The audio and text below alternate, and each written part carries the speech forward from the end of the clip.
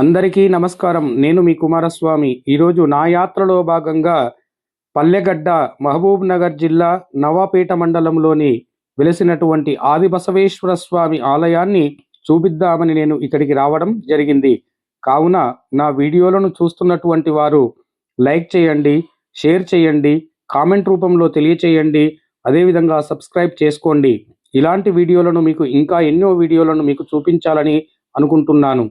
అతి పురాతనమైనటువంటి ఈ యొక్క ఆలయం ఆది బసవేశ్వరుడు, ఆదిలో వెలసిన బసవేశ్వరుడిగా ఇక్కడ చెబుతూ ఉంటారు. ఈ యొక్క ఆలయ చరిత్రను, అదేవిధంగా ఈ ఆలయంలో ఉన్నటువంటి మహత్యమును గురించి తెలుసుకుందాం పదండి.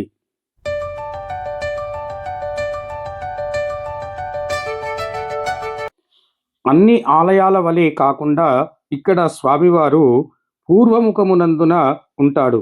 ఈ పూర్వముఖములో ఉండేటందుకు కారణం ఎందుకు అంటే, జడ్చర్లలోని మీనాంబర పరశవేదీశ్వర స్వామి యొక్క ఆలయమునకు ఈ నంది ఉన్నట్లుగా కొన్ని చరిత్రలు చెప్తాయి. ఎందుకు అంటే, ఆ మీనాంబర పరశవేదీశ్వర స్వామి మనకు పశ్చిమ ముఖములో దర్శనం ఇస్తాడు. అంతేకాక ఈ నంది మీనాంబర పరశవేదీశ్వర స్వామి యొక్క నందిగా కూడా ఇక్కడ చరిత్రలు చెప్తూ ఉంటాయి. పూర్వకాలమునందున ఈ యొక్క ఆలయమును గురించి కథలోకి వెళ్ళినట్లయితే, ఇక్కడ కొందరు పూర్వమునందున గుంటుకలు తోలుతూ ఉండేవారట. ఈ గుంటుకలు తోలుతూ ఉన్నటువంటి ఆ వారికి ఈ యొక్క నంది విగ్రహము అని తెలియక, ఆ బరువు ఉండేటందుకు గానుగా దానిపైన కొంత ఆ గుంటుకల పైన ఈ యొక్క నందీశ్వరుని తీసుకొని వెళ్ళి ఆ గుంటుకల పైన పెట్టేవారు. గుండుగా కనిపించేది. తదనంతరమునందున ఆ గుండు మరుసటి రోజు పొరులుతూ వచ్చి అదే జాగలో నిలిచి ఉండడం ఆ భక్తులను ఎంతో ఆశ్చర్యపరిచింది. అంతేకాదు, ఈ గుండు ఎవరో కావాలని అన్ని గుంటుకల పైన ఉన్నటువంటి రాళ్ళు కదలడం లేదు. కేవలం ఈ యొక్క రాయి మాత్రమే మన గుంటుకను వదిలిపెట్టి ఇంత దూరంగా వచ్చి ఉంటుంది. ఇది కారణమేమో తెలుసుకోవాలని గ్రామ పెద్దలందరూ కూడా ఒక రోజున ఉన్నారట. అట్టి సమయం నందున ఇది ఎవరో పడిరాని వారు మనకు చేస్తున్నటువంటిది, ఈ గుంటుకల పైన ఉన్నటువంటి రాళ్లను తొలగిస్తున్నారనేటటువంటి భావాన్ని చేకూర్చుకొని వారందరూ కూడా ఆ రాత్రంతా నిద్ర లేకుండా చూస్తూ ఉండేసరికి ఆ రాయి తనంతట తాను పొరులుతూ వచ్చి ఇక్కడ నిలుచుని ఉన్నదట. అంతే. అప్పుడు వారు గమనించి, ఈ రాయి మహత్యమైనటువంటిది, ఇది రాయి కాదు, ఇది భగవంతుడు అని ఆ రాయిని చూస్తే అందరికీ కూడా అర్థమయ్యిందట. ఏమిటి అంటే, అది బసవేశ్వరుడని వారికి తెలిసిందట. ఆ బసవేశ్వరుని యొక్క విగ్రహాన్ని అక్కడనే పెట్టి వారు పూజా కైకార్యాలను అందించి స్వామివారిని మొరపెట్టుకున్నారు. ఆనాటి నుండి ఆ చిన్నగా ఉన్నటువంటి ఆ రాయి ఇప్పుడు దినదిన ప్రవర్తమానముగా ఎదుగుతూ ప్రతి సంవత్సరము ఆవగింజంతా ఆ స్వామివారి యొక్క విగ్రహం పెరుగుతూనే ఉన్నది. అప్పుడు పూర్వమునందున ఆ గుండుగా ఉన్నటువంటి ఆ నందికి ఆ బొడ్డు గంటలు అవన్నీ కూడా ఏమీ కనిపించేటివి కావు. ఇక్కడ ఇప్పుడు ఒక్కొక్కటిగా ఆ స్వామివారిని దర్శించుకుంటే స్వామివారికి బొడ్డు గంటలు, ముఖము, అదే విధములుగా గోపురము కలిగి పాదాలను మడిచి లోపల పెట్టినట్లుగా కనిపిస్తూ ఉంటుంది. ఈ యొక్క పూర్వముఖంలో కనిపిస్తున్నటువంటి ఈ యొక్క నంది సమస్త భక్తుల కోరికలు నెరవేరుస్తుంది. చూడండి, ఇక్కడ మువ్వల తాడు కట్టినట్లుగా ఒక్కొక్క గంటలు కూడా ఇక్కడ దర్శనమిస్తాయి. పూర్వంలో ఇవన్నీ కూడా ఏవి దర్శనం ఇచ్చేవి కావట. ఈ యొక్క పవిత్రమైనటువంటి ఈ నందీశ్వరుణ్ణి ఆదిలో వెలిసినటువంటి నంది కాబట్టి ఆది నందీశ్వరుడు, ఆది బసవేశ్వరుడు, ఆది బసవన్న అని కూడా ఇక్కడ కొందరు పిలుస్తూ ఉంటారు. ఆది బసవన్నకు మదన పౌర్ణమి అనగా హోలీ పండుగ రోజున ఇక్కడ బ్రహ్మోత్సవాలు నిర్వహిస్తూ ఉంటారు. చుట్టుపక్కల గ్రామస్తులే కాకుండా వివిధ జిల్లాల నుండి కూడా ఈ యొక్క ఆలయాన్ని విచేసి దర్శించి సమస్త సుఖములను పొందుతూ ఉంటారు. కష్ట సుఖముల తనతోడ కడగలింపు పంట బసవన్న కొమ్ముల పసపు రాశి మెడమూవల కొత్త ప్రట్టడ బ్రిగించి కనుల పండుగ చేయము కాపుబిడ్డ అన్నట్లుగా ఇక్కడ ఈ యొక్క ఆలయాన్ని ఇక్కడ ఉన్నటువంటి రెడ్డీలు, అదేవిధంగా గ్రామస్తులు, పెద్దలు ఈ ఆలయాన్ని అభివృద్ధి పదములో నడిపిస్తూ ఉన్నారు.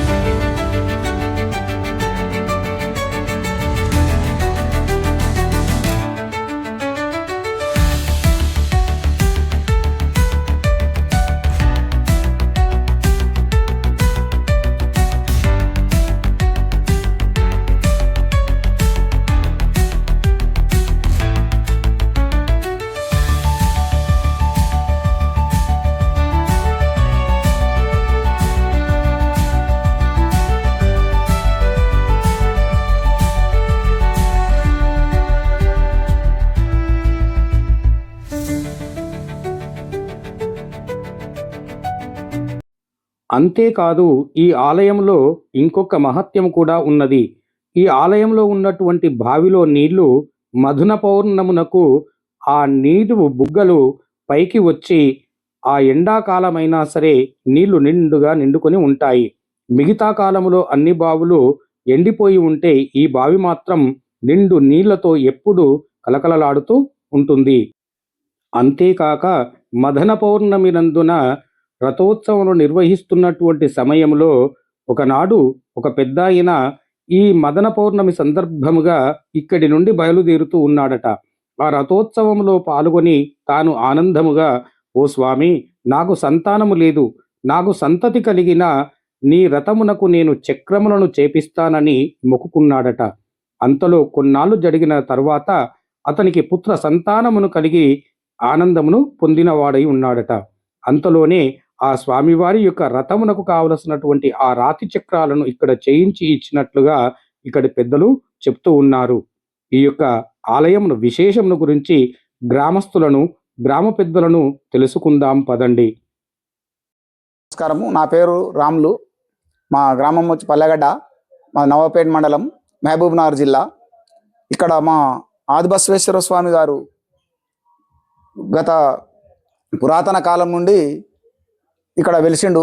కాకపోతే మా పెద్దలు ఇక్కడ మా పొలాలు చుట్టుపక్కలనే ఉండేవి. మా పెద్దలు ఏం చేస్తున్నారంటే వెనకటికి గుంటకలతో వెళ్ళేది, ఎడ్లతోని రొప్పేటి గుంటకలు చదువు చేసే గుంటకలు తోలేది. ఈ స్వామిని తీసుకుపోయి గుంటక మీద బరువు కొరకు భుజన కొరకు రాయిని పెట్టి గుంటకలు పుదర్శనం కొట్టిన తర్వాత నెక్స్ట్ డే వచ్చేసరికల్లా ఆ భగవంతుడు మళ్ళీ వచ్చి ఇదే ప్లేస్లో ఇలా ఉంటున్నాడు.